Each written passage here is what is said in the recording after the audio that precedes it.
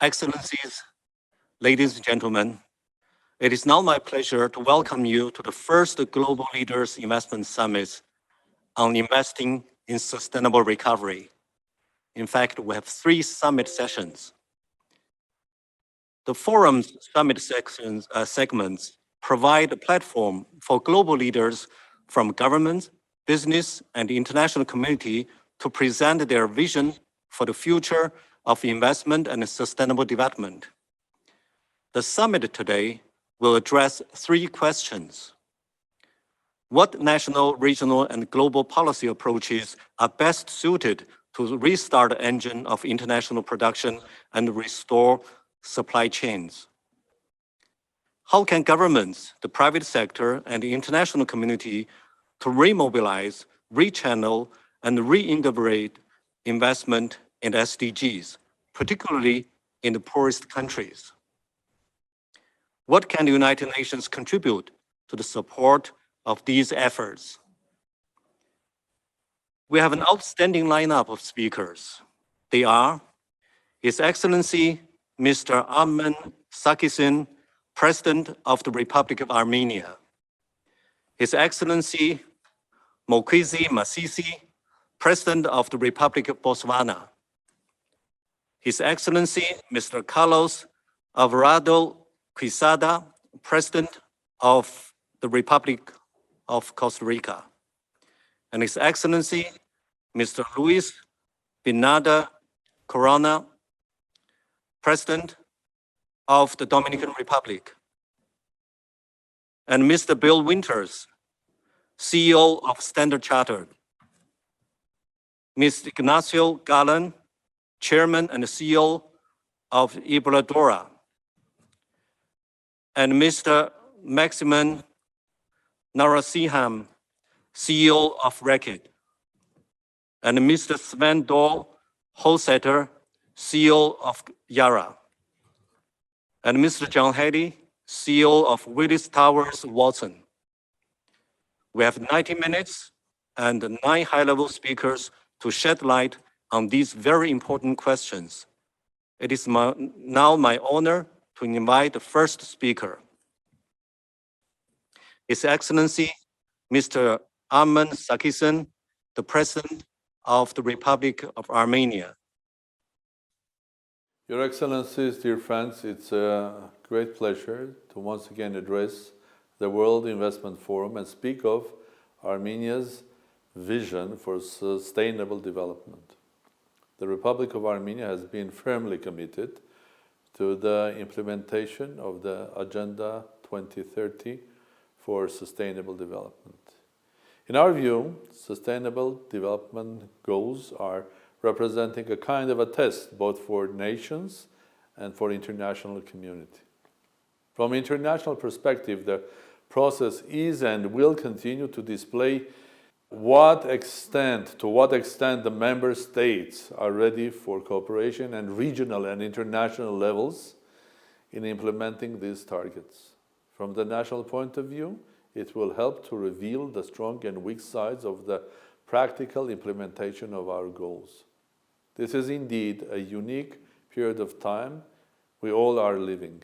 The continuing COVID-19 pandemic has had a massive global impact, causing millions of deaths, crippling world economy and overstraining the healthcare systems throughout the globe and nationally as well. It has closed our systems, our borders, reshuffled our priorities. It has certainly become the #1 topic of deliberation on the international arena. COVID-19 is expected to considerably weaken the progress of implementation of CDG in many countries, including in Armenia.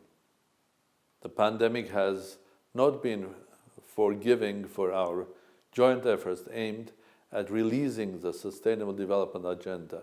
It illustrates vividly the scale of inequalities between states and particularly in terms of vaccine distribution as well.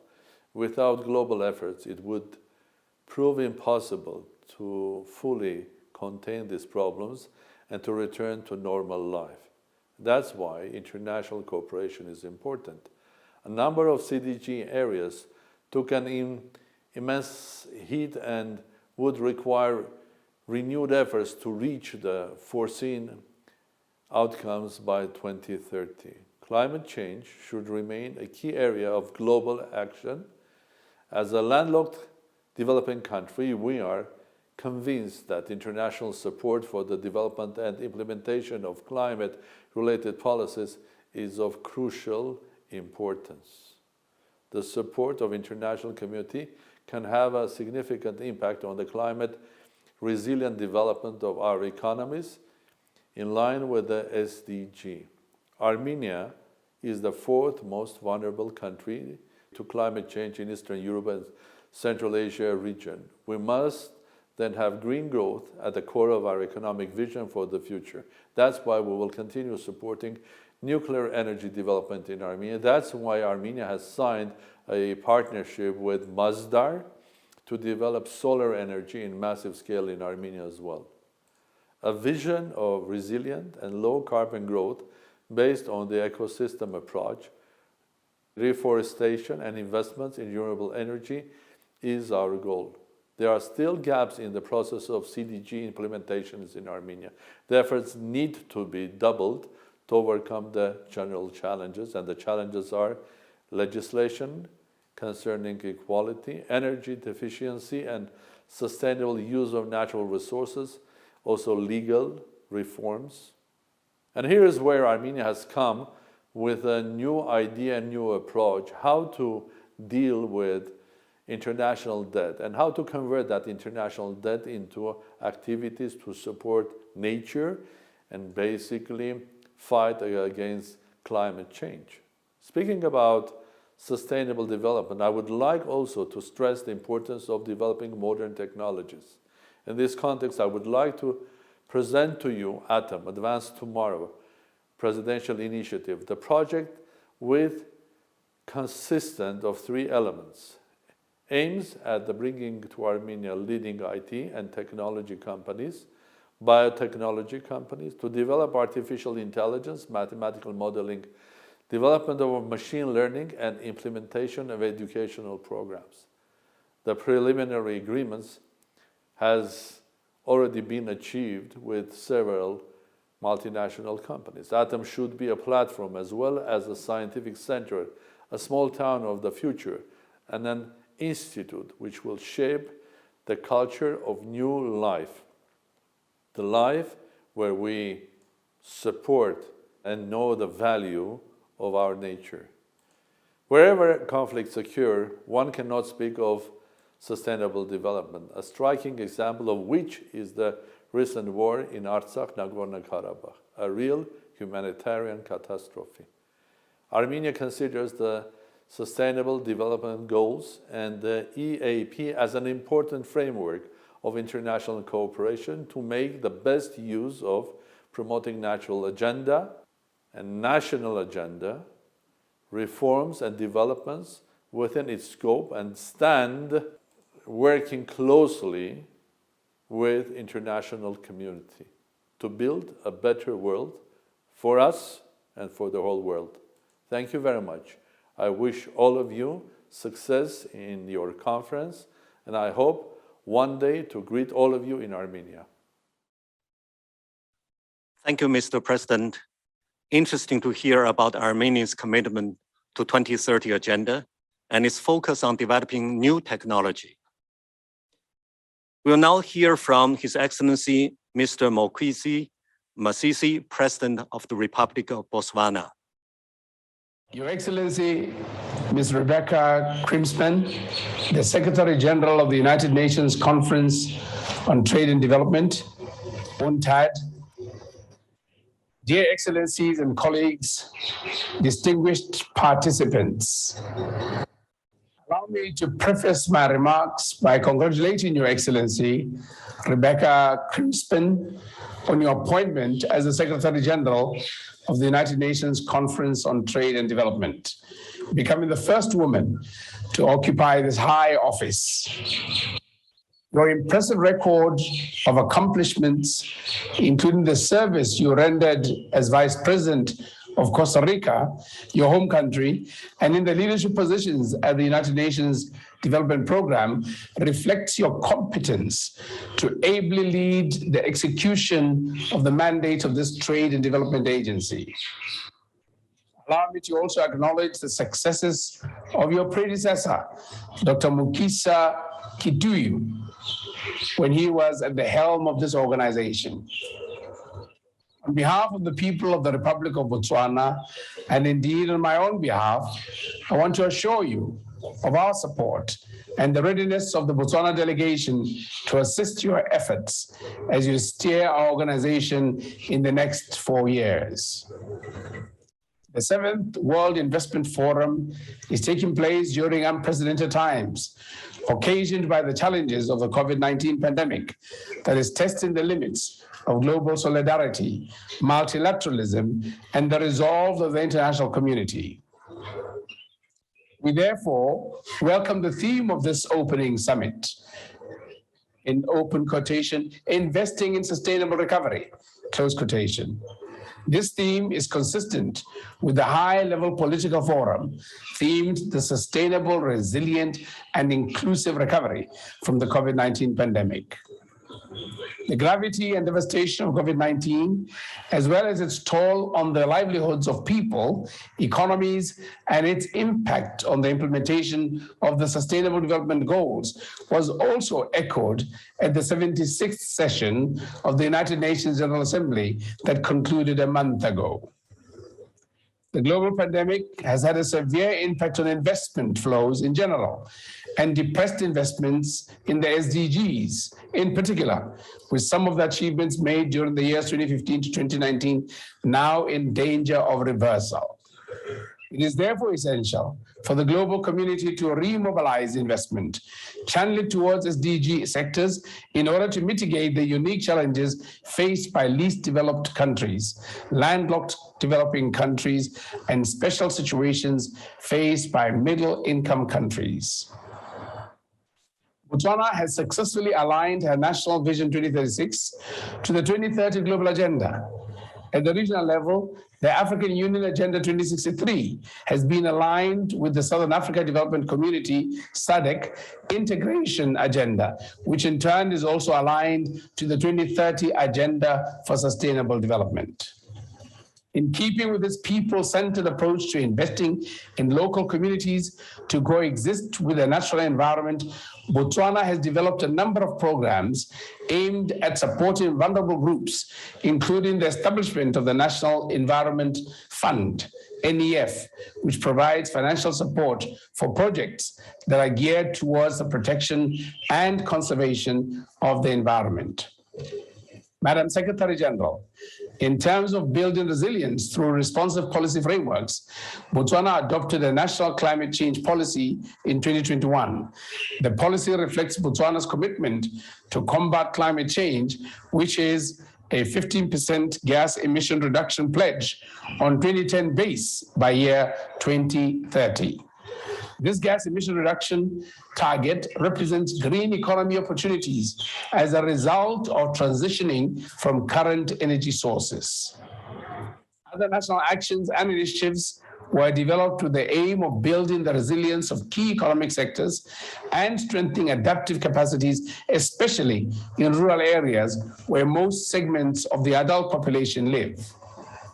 This includes development of a national drought management plan to address the socio-economic and environmental impacts of drought affecting the rural community populace due to their dependence on rain-fed agriculture. Madam Secretary General, while the multifaceted impact of the pandemic on our health systems in particular were monumental, the shock waves of the pandemic has left in its wake the financial standing of our governments seriously encumbered. It has also exposed deep inequalities within and among nations while reinforcing fault lines between countries and their chances of recovery.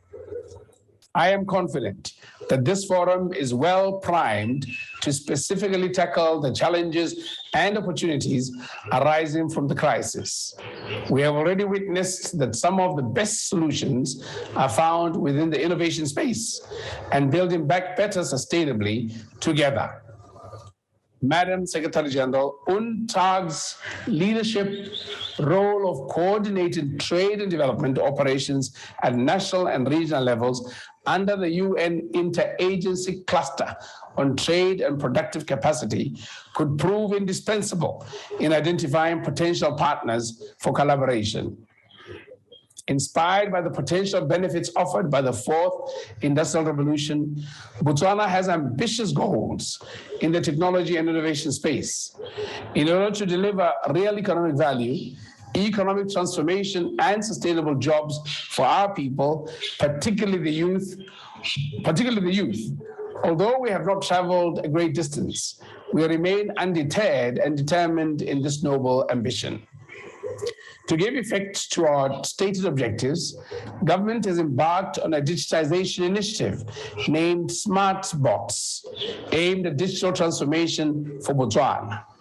The project targets village connectivity, including health facilities, connecting every school and learner to the internet and other service centers.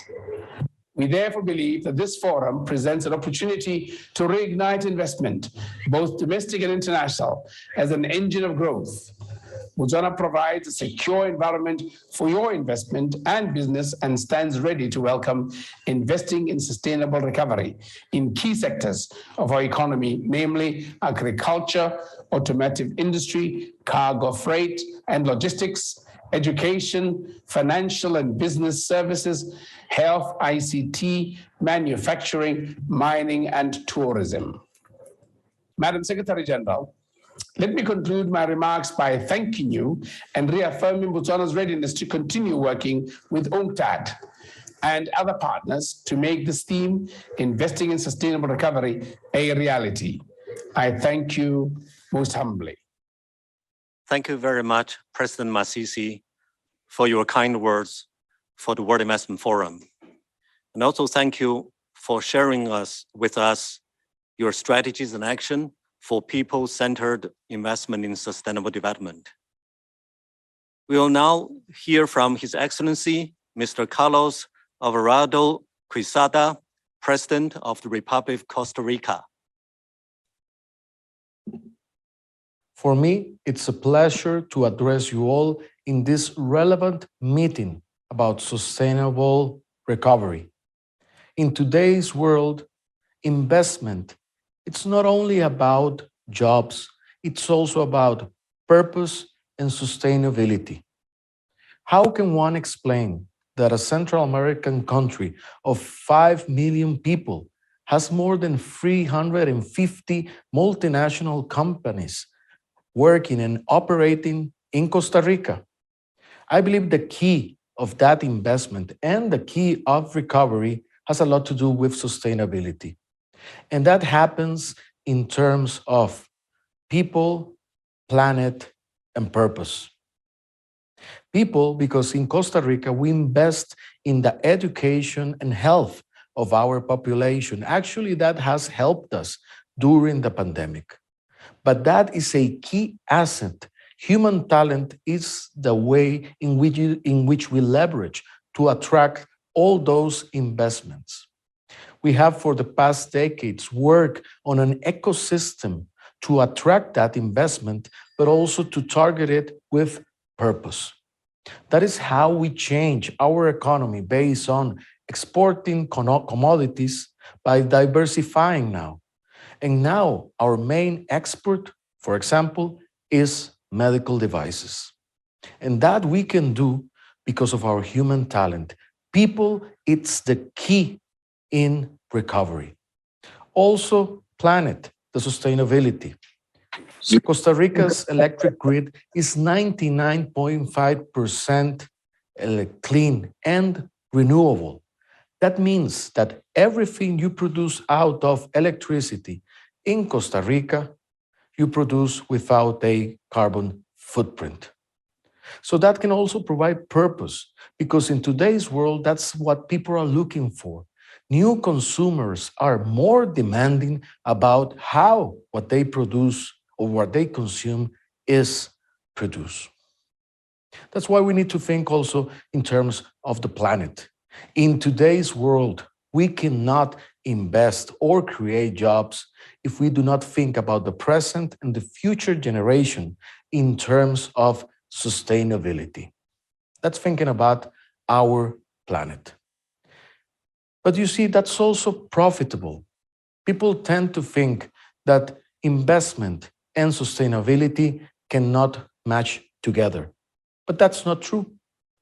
In Costa Rica, we have experienced how our conservation of forests has triggered our ecotourism industry, a clean industry, for example. But also, more and more, many companies come to Costa Rica because our sustainability traits. Let me give you some examples. Most recently, Bayer created a factory in Costa Rica, a large investment to develop medical devices and pharma devices, contraceptive devices for women, particularly for women in the poor and developing countries. And they decided to come to Costa Rica because there was an alignment between the values of Bayer and of the country. Also recently, Intel decided to expand and open a plant to produce microprocessors in Costa Rica.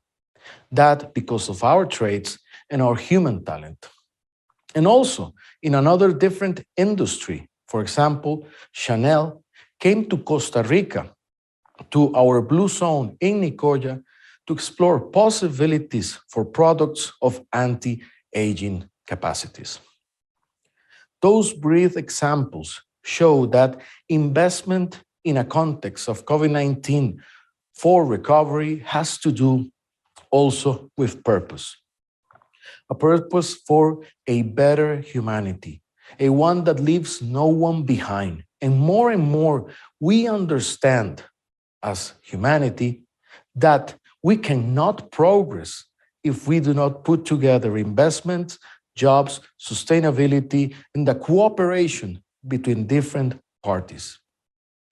This is a great opportunity to think in terms of the industry and also think in terms of humanity, not thinking only in silos, but thinking globally and in a holistic way. Thank you very much.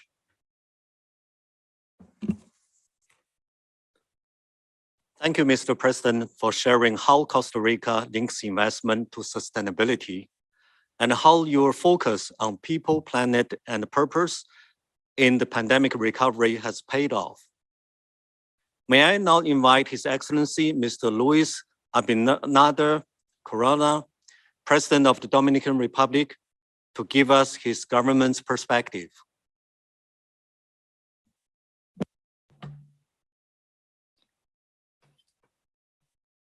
Your Excellency, President, Your Excellencies, Heads of State who are present today, Mrs. Amina Mohammed, Secretary General of UNCTAD, ladies and gentlemen, panelists, speakers, and to all attendees. Ladies and gentlemen, this meeting is an excellent opportunity to think about the drastic changes which have taken place in the world since the last time we were together. Investment fell considerably last year compared with the year before, and this has brought us back to the level that we had 15 years ago, something almost unknown. Total foreign investment has dropped in individual countries and indeed globally, and has suggested that full recovery is not likely to start before 2022. We think that UNCTAD's work is essential to help us understand the scale of current problems, but also in order to provide investment and industrial development guidelines which will help us to achieve a more strong and sustainable recovery. We have therefore come to this forum in order to contribute to the effort to understand how, on the basis of a multilateral approach, we can combine policies, resources, and knowledge to help us recover from and emerge more quickly and more successfully from the current crisis. In most of the emerging countries, we also have to look at climate change and how to adapt to the fourth industrial revolution, how to use new technologies better, and how to make work and production more automated. As we emerge from the pandemic, economic issues and an upsurge of violence in many areas of the world have made it difficult for us to contemplate fully achieving certain SDGs. Countries have been left indebted, economies have been left shuttered, and many people have been left much worse off than before. We haven't yet been able to tackle the economic or the climate change impacts properly, and investment needs to be made now in a socially responsible way that will help us to achieve social progress for all individuals and countries. Attracting greater flows of foreign direct investment is something which will be vital, not only now, but in the post-pandemic period, so that we can reactivate shorter and less fragmented global value chains in which all regions and countries can benefit. Nearshoring is a policy that may be beneficial to those countries which can use their industrial ecosystems, their geographical location close to major markets, and trade agreements, including investment policies, to benefit. It is important that we make sure that production is close to major consumer centers, because this will encourage social progress and help us to protect democracy, slow down irregular migration, and promote regional integration.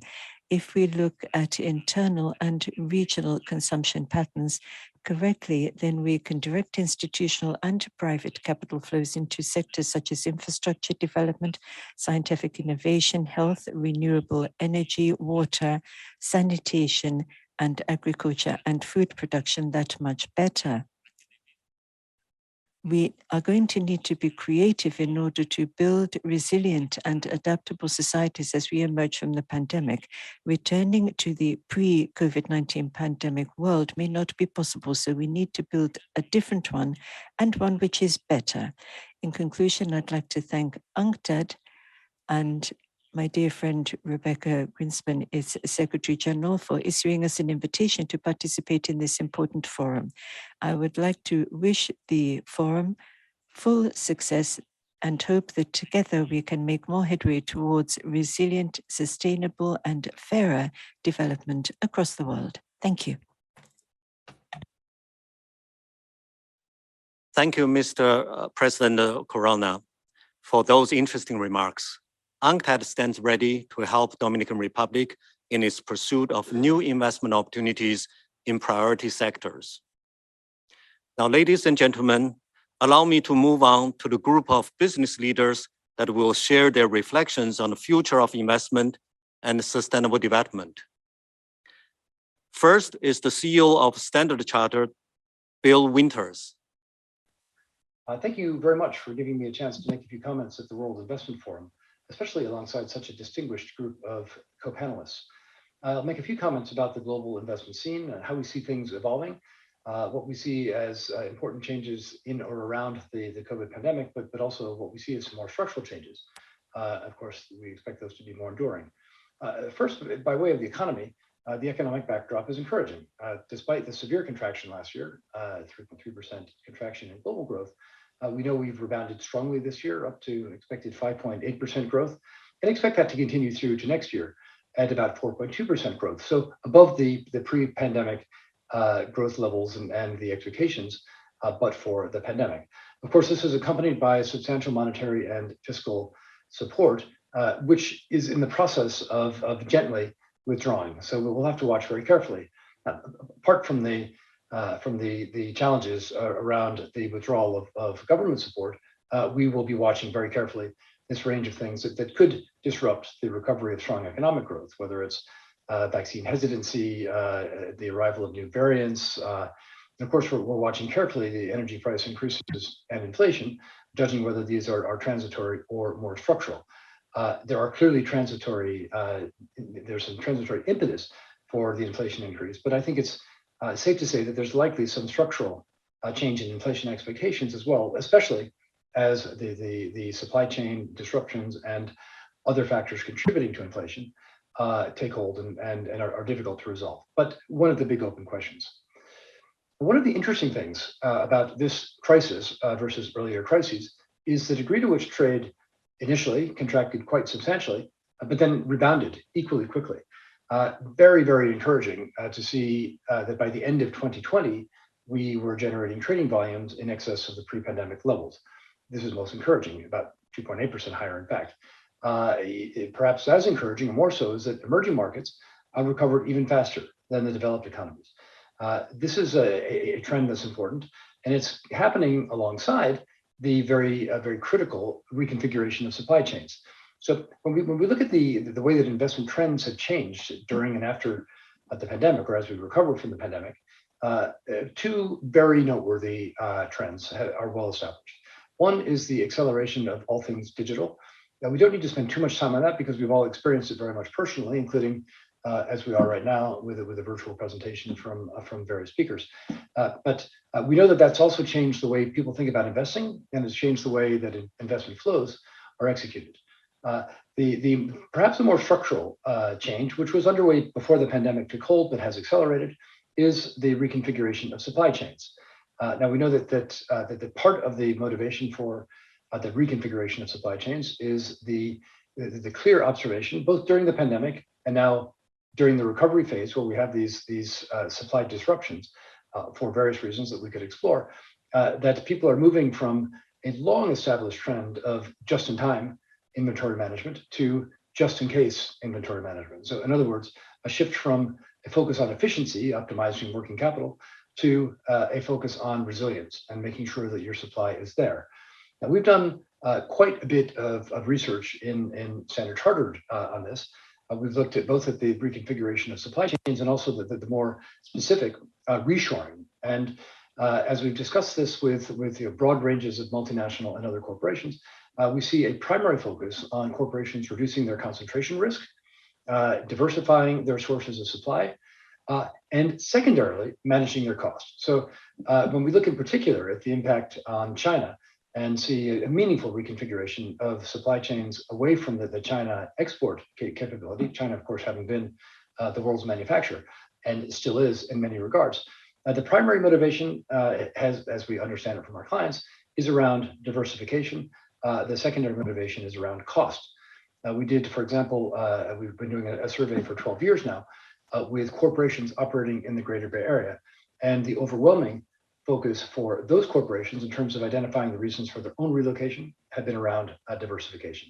Now, that said, China's role remains absolutely critical in the global supply chains. We don't see that diminishing materially. We do see a shift in the nature of the exports and the balancing of both the Chinese and the global economy. It's clear that we need greater investments in climate and sustainable outcomes, particularly in emerging markets. The COVID pandemic laid bare the issues of rising inequality in our markets. A new estimate for the COVID-induced global poor is expected to be upwards of 115 million additional people in poverty. We've also seen the dramatic focus on climate change and the need for investments. We did a piece of research called Zeronomics, where 85% of companies, multinationals that we surveyed, indicated that they would need a medium to high investment to achieve their net zero targets. 78% of senior executives, 71% of investors expect the largest transition capital shortfall to be in carbon intensive sectors, in particular in emerging markets. We know that only 13% of the money that's available for transition financing is available in the emerging or to the emerging markets, or with a specific focus on SDG linked investments. Only 10% of the AUM is available in the Middle East, Africa, and South America combined. We further know that this investment in climate change technology is critical not just for the greener economy, but also for the co-benefits that they generate. You could estimate that something like 24 million new jobs by 2030 on the back of the substantial investment needed for a climate transition, which we estimate to be something like $30 trillion through to 2030. But of course, the challenge is wider than just climate. Universal access to basic water and sanitation, so SDG 6, would result in something like $18.5 billion in economic benefits each year from avoided deaths alone. And we know that every $1 invested in water and sanitation provides $4 of economic return. So the need for investment is clear. The availability of financing is clear. There is a disconnect between the source and the need for funding. This will require private markets to cooperate extensively with public catalyzing capital through blended finance or other means in order to address what is one of the more critical investment challenges of our day, partially COVID related, partially not. But the need to work in a collaborative way has never been greater than right now. Thank you.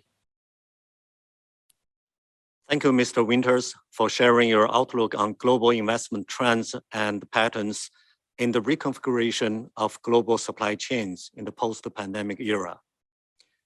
We'll now hear from the chairman and CEO of Iberdrola, Mr. Ignacio Galán. Thank you very much for inviting me to this World Investment Forum. I would like to start sending my warmest congratulations to my good friend, Rebecca Grispan. I'm sure she will bring this institution the same passion and knowledge she has shown during all her career. Year after year, we have obtained clear data showing the urgency of the fight against climate change. But today, we also know that investing in green economy is the best way to accelerate economic recovery and create sustainable growth and jobs. So decarbonization cannot be just one part of our policies. It should be our economic policy.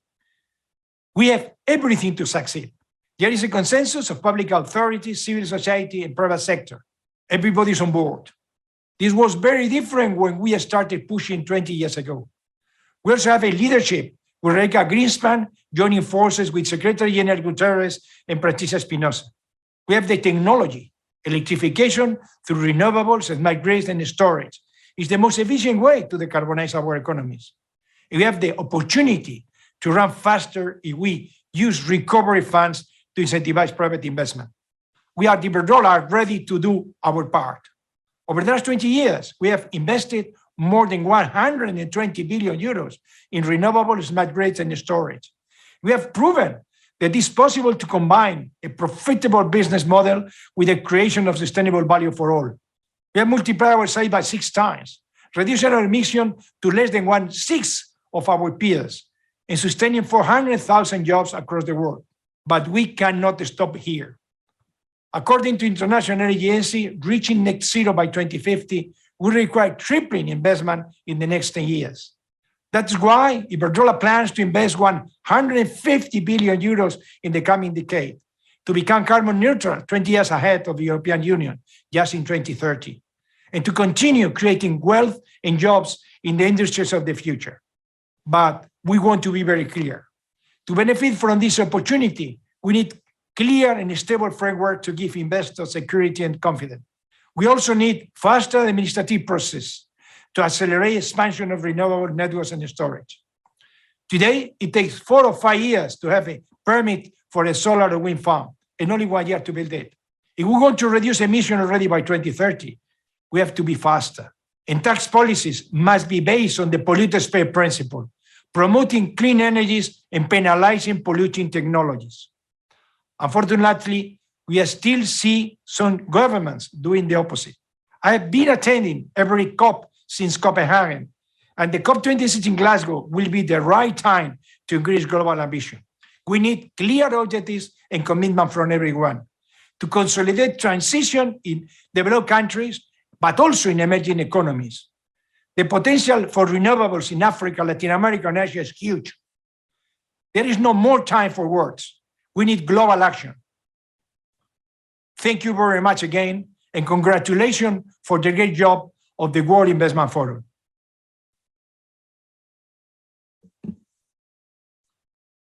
Thank you, Mr. Galán, for this insight into your sector's journey to the net zero. It is my great pleasure to introduce the closing panel with CEO Reckitt, CEO Yara, and CEO Willis Tower Watson. Mr. Narasimhan, we would love to hear about the REC's investment strategy to support the delivery of the SDGs and how the pandemic has influenced it. And also, what policy instruments you could see to accelerate the investment in the Sustainable Development Goals. Well, thank you for the opportunity to join you all today. I am honored to be on such a distinguished panel here. Reckitt is a global leader in hygiene, health, and in nutrition. We have a proud 200-year heritage. Our portfolio of consumer brands like Dettol, Lysol, Durex, Finish, Airwick, Vanish, Harpic, Enfamil, and Mortein are used by more than 20 million people each day in 190 countries around the world. COVID-19 has had a hugely disruptive impact on global trade flows and investment over the last 18 months. And this is likely to continue for some time. During this period, our priorities have been to ensure that our colleagues, 43,000 colleagues that we have around the world, are safe, to ensure the resilience of our global supply chains, and to continue to serve the growing needs of our consumers and our customers, particularly given our focus on hygiene. I cannot stress enough how important the collaboration with governments has been to maintain the open global trade flows. And this has helped us to safeguard the supply of basic life-saving products that are also critical to reducing the risk of any future pandemics that you might have. Going forward, we therefore must collectively prioritize the investment in basic hygiene, clean water, and sanitation, which are essential to delivering SDGs goals 3 and 6. Global free trade has enabled more goods to travel, more services to be accessed by more people, to enjoy consumer benefits, as well as having contributed overall to stimulating growth and prosperity in many countries around the world. But we also know that the trading system must adapt to the growing social concerns and the societal concerns about globalization. This is, in fact, this globalization paradox. The issues for which globalization is absolutely critical for is also the source of some of the criticism that it is achieving and getting. So as we kickstart this post-COVID-19 global economy, the priority for us is to do, in many ways, that which is more inclusive and that addresses the major societal challenges of climate change, biodiversity loss, and public health. Our purpose at Reckitt drives everything we do and defines the impact we want to have in the world. We exist to protect, heal, and nurture in the relentless pursuit of a cleaner and healthier world. Each of our global brands has a purpose that delivers an SDG. Our bold ambition by 2030 is to reach half the world's population with brands that help people live cleaner and healthier lives.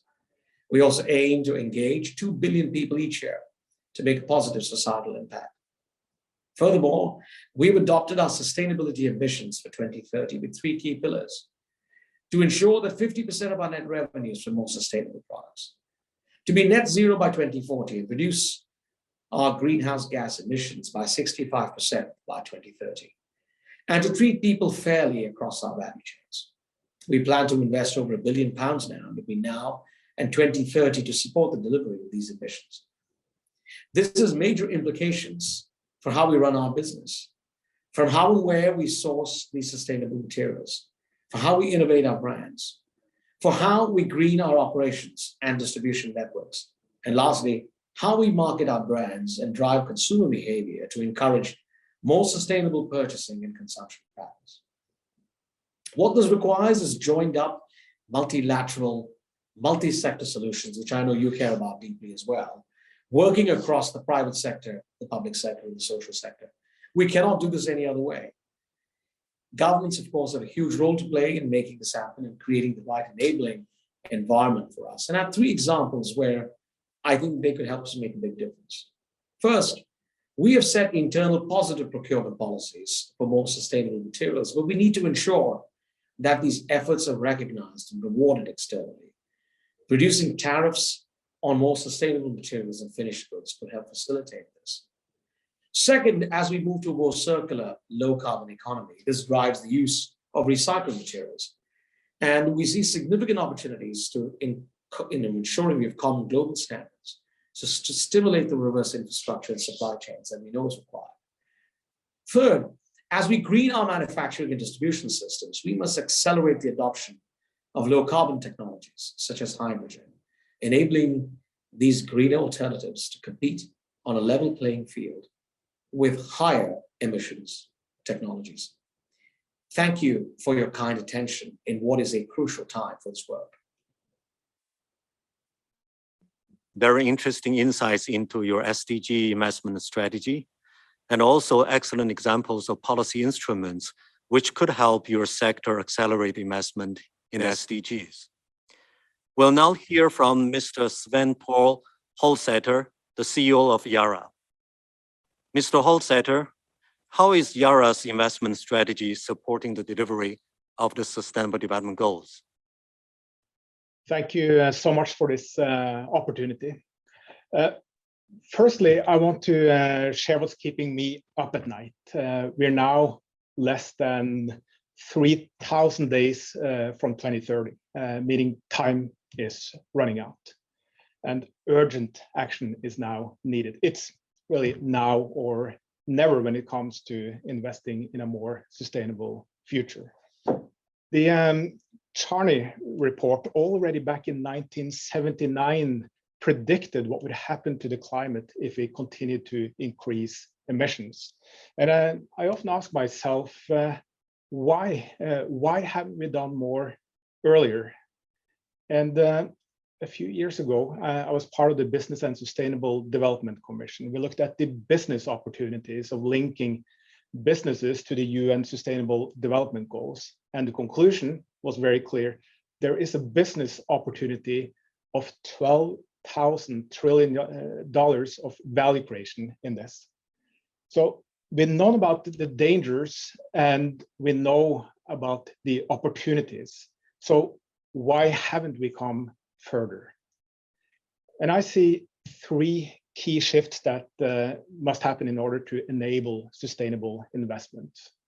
The first one is trust, a scarce yet very essential resource. The second is equity or inclusive growth. And the third is having a rule-based regulatory framework. We in the business world have a tradition or come from a tradition of working in our own self-interest, maximizing our own profit. But that's a very short-term view. 2030 is around the corner, and we will never deliver on the Paris Agreement if we continue to think in quarters. The only way forward is to think and work in strong partnerships. At Yara, we're investing in partnerships in sustainable farming and in the green hydrogen economy. And the reason we have been successful is because we have been seen as a trusted partner. With trust, we can solve almost anything. And without it, we can't even agree on the smallest things. My second point is equity, creating inclusive growth. We must embrace an economic model which is not only low carbon, but also fights poverty and inequality. We cannot afford to leave anyone behind. And when I look at how Yara is investing, it's about helping farmers to become more profitable and more sustainable, in other words, to produce more with less. Our food system is at the heart of the SDGs, whether it's zero hunger, gender, water, decent work, climate, and it's often seen as a problem. The food system of the future is also a solution to these issues. Over the last 5 years, we have accelerated our investments into farmer-centric technology and into sustainable solutions. So the only way to transition to a nature-positive food future is to close the knowledge gap and to close the income gap of those growing our precious and nutritious food. And here, the private sector has a large responsibility, both in trust and in inclusive growth. My third point, however, relates to the public sector. More specifically, how a regulatory framework can support investments that turn into support the Sustainable Development Goals. We must continue with a rule-based multilateral system, and this gives us the predictability needed for long-term investments. We have seen over recent years protectionism on the rise, but that is definitely a dead end. In a post-COVID world, we need more trade, we need more collaboration. And as a business leader, I'm ready for huge investments in decarbonizing the food chain and also to help decarbonize the shipping industry. But not without a regulatory framework with the right incentives and predictability. And I don't ask for any first mover advantages, but at least not first mover disadvantages. What we need is a level playing field with respect to subsidies, state-owned enterprises, trade remedies, and government procurement, and domestic regulation across industrial, agriculture, and service sectors. So at the end, if I try to sum up my three main points, it goes something like this. We can only get this done through trust and make sure that we have everyone with us. And at the center of all of this is a predictable and rules-based system that drives long-term investment. Thank you very much. Now that we have heard from our panelists, we'll open the Q&A part of the session. First, allow me to go back to Mr. Narasimham, the CEO of Reckitt. Mr. Narasimham, we heard from you during your intervention about SDG-related investment opportunities. I would be interested to also hear one or two examples of where you see some real barriers or challenges to progress in global trade and investment. Well, thank you for your question, and thank you for having me back. A stable and open global trading environment is crucial, and clearly trade policies really help provide that sort of stability, while at the same time, if they were not in place, you would see cost increases, you would see greater volatility. And whenever you have greater volatility, what happens is it has an impact on the level as well as the pace of investment that is made. So it's quite important that actually there's a framework that is quite stable as we go. And the stability of this trade environment is also important in the context of it being a level playing field. Because if you have policies and standards that are level, it enables stronger and simpler and even better trade, which is in support of the SDGs. Part of it being, the fact that it's more inclusive. It doesn't exclude participants because of the fact that they are adhering to a set of standards that are not necessarily common. So having that sort of common level, stable playing field makes it easier to access the kind of things one needs to do because investments get made. This can support emission reductions. The challenge, of course, is as countries move in different ways and different speeds towards decarbonization, national regulations can actually impact, by the sort of emissions that are embedded in traded goods imported from other countries, which may have different divergent regulations. And this has the potential to become a significant barrier to trade. A similar playing field will also be important as we price for externalities such as carbon. I mean, this is a very big deal. And I can fully appreciate that there are certain emerging markets that have a certain view, certain developed markets that would have a certain view. But one of the problems is if you have different views that are divergent. Because what that could do is, again, it could impact global supply. It could impact distribution chains.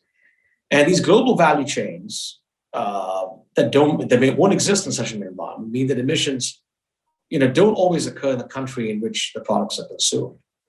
Emissions cross borders. We will need harmonized standards for investments in the area. So just stepping back here, the biggest thing in terms of what one needs to look at from a barrier standpoint is stability, is standardization, and just ensuring that we eliminate volatility that is going to help make the investments we need. We need major investments in order to address the challenges of decarbonization and net zero.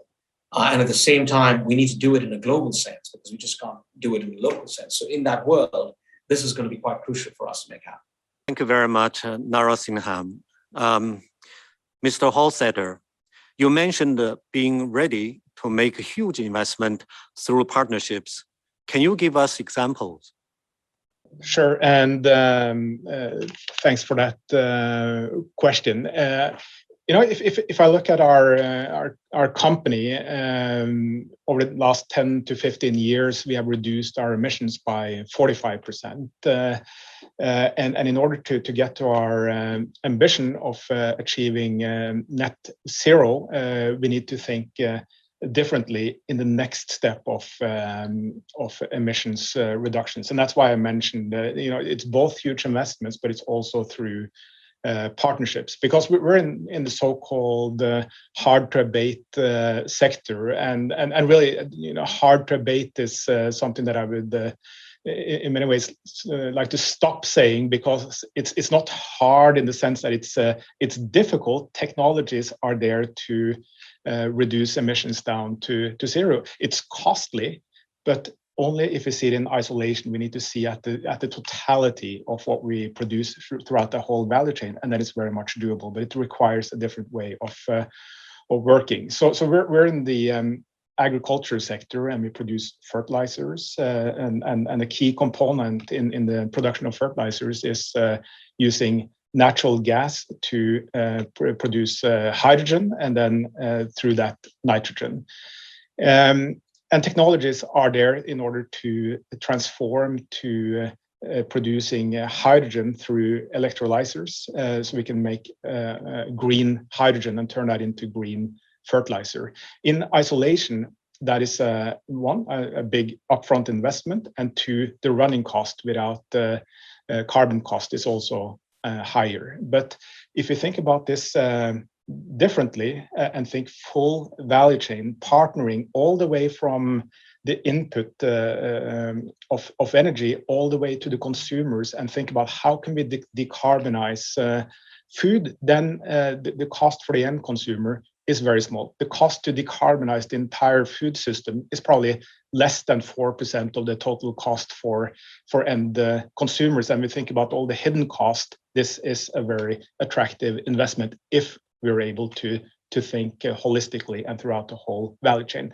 And that's where we also have a role to play, that we reach out throughout the whole value chain, and that we talk with companies on the input sector, like Statkraft, the biggest renewable energy company in Europe. We work together with Ørsted, we work with Engie, we work with Aker and others in order to create a whole value chain, but also discussing with some of the major food companies and with governments in order to create these full value chains. And a very nice and maybe not very well-known side benefit of this is by producing green hydrogen and green ammonia at scale. Green ammonia is also a green fuel, and a green fuel that could help shipping to decarbonize. So to make zero emission ships, you could use green hydrogen. So here it's the possibility to do two things at the same time. But then we need also to create coalitions like the First Movers Coalition that help to accelerate investments and that lower the barriers and create an opportunity where the first movers are at least not held at a disadvantage, and that we create scale early. And that's something that I see as key in driving this, that we team up from the industries, create full value chains, and then in collaboration with governments to create predictability. And just referring to what my colleague at Reckitt just said, it's about stability, it's about standards. On top of it, it's also about transparency and a level playing field. And I think that the sum of that creates what we need in order to do this at scale, and what it creates is trust. And that's really the key word here, that we create that and we think full value chains. Thank you. Thank you very much, Mr. Holsetter, for the interesting example and also for your message regarding the standard and transparency and stability. Now we are lucky to have Mr. Haley back. Mr. Haley is the CEO of Willis Towers Watson. He's also the chair of the Coalition of Climate Resilient Investment. Mr. Haley, you have the floor. Thank you very much. And thanks again for the invitation to speak today. And it's an honor to join such a distinguished panel. Let me just start out by following up on something Mr. Holsether said during his remarks, which is about trust and about cooperation. And I think that's a theme if we're going to be successful in addressing all of these goals. And it's something that I hope to touch upon a couple times in my remarks. But I'd like to start out by talking about an initiative that I'm involved with that focuses on advancing a particular dimension of the Sustainable Development Goals. And that's the idea of resilience and resilient investment. Now, historically, resilience has been sort of the poor cousin to mitigation efforts. But now that the timeline for the effects of climate change are much shorter, resilience has become a much more prevalent consideration. And of course, it's not a competition between the two of these. We actually need to be focusing all of our efforts on both of these at the same time. But when it comes to resilient investment, we're focused not just on the quantity of the investment, but also the quality of the investment.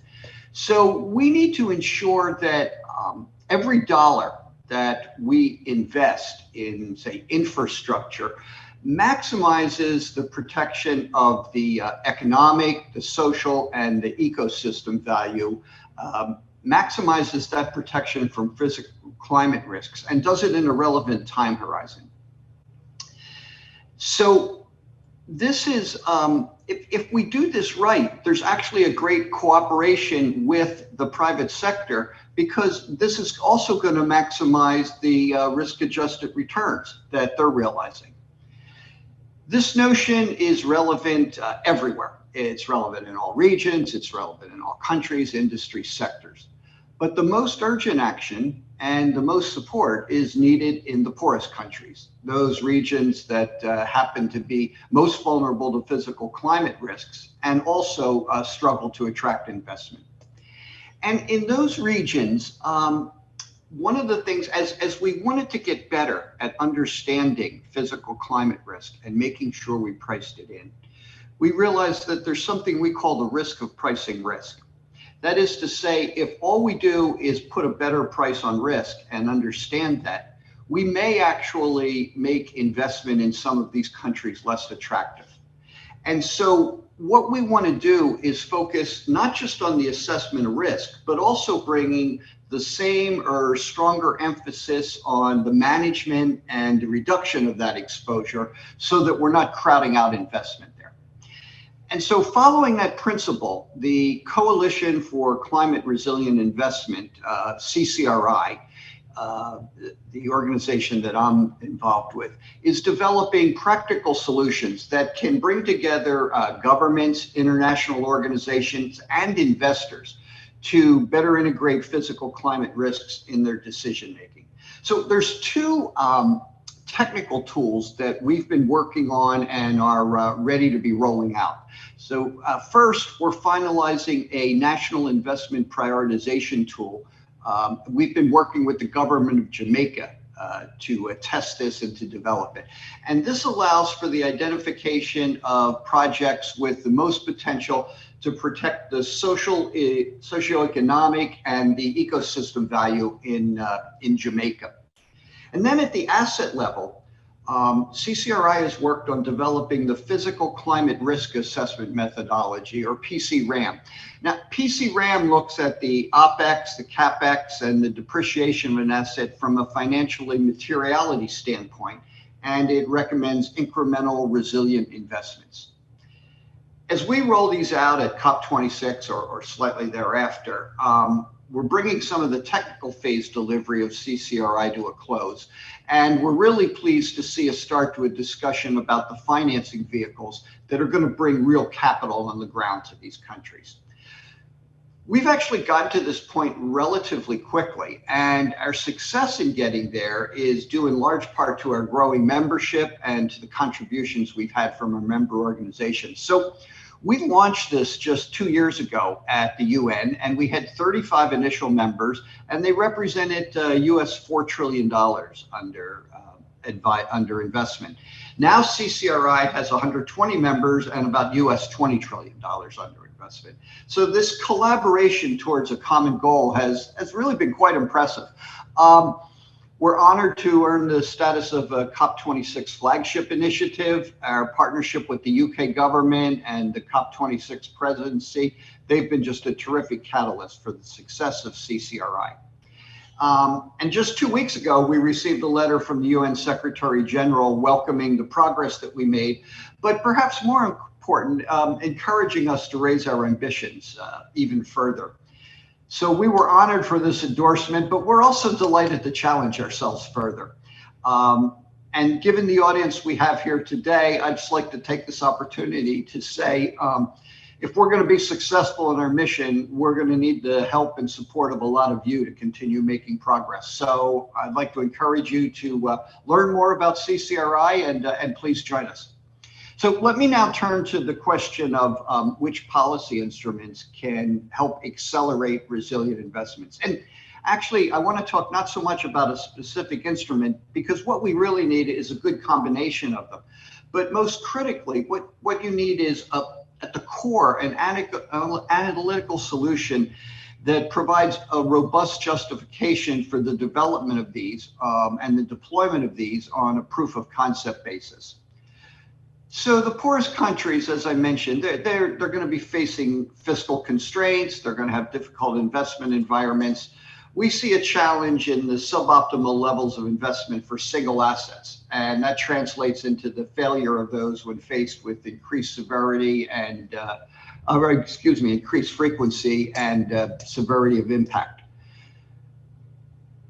So to promote better investment or more investment in resilience in poor countries, what we need is a better articulation of blended finance facilities. That is to say, we need to integrate development finance and commercial finance. But there's also important components of technical assistance, of risk sharing, and of risk transfer. So if we get the right combination of these, they're going to bring the initial investment that should incentivize and reward the right design and the right structuring of these projects. And that'll produce the benefits of resilient investments for a country's growth. As we think about these, building these financing instruments, some of them are ones that we're going to want to sustain over time until maybe countries have reached a certain level of economic growth. Others can be removed once the proof of concept is obtained. And again, we need a flexible and we need a cooperative approach to all these. So thanks again for having me today. Thank you very much, Mr. Hady. Congratulations on your leadership in the investment in the climate resilience. And I wish to say that on behalf of the UN Sustainable Stock Exchange Initiative, which represents the membership of over 100 exchanges worldwide, representing the $90 trillion of market cap, we would like to collaborate with your coalition. If I may, Mr. Hady, can I ask you a second question? You mentioned a national investment prioritization tool that the CCRI is working on with the government of Jamaica. Could you please elaborate on the solution that you are developing? Thank you very much. I'd be happy to do that, and I also we welcome the collaboration you just referenced. So the work in Jamaica has been the results of really a fantastic partnership, and it's this theme of cooperation again. We've been working with the government of Jamaica, just been fantastic with critical support and participation from the UK government, from the Green Climate Fund, and from the University of Oxford. by which we've started spending the necessary time. So started off understanding and articulating the needs from the government, and they helped us to understand their motivation for action. And that's really a critical question as it shapes the rest of the project.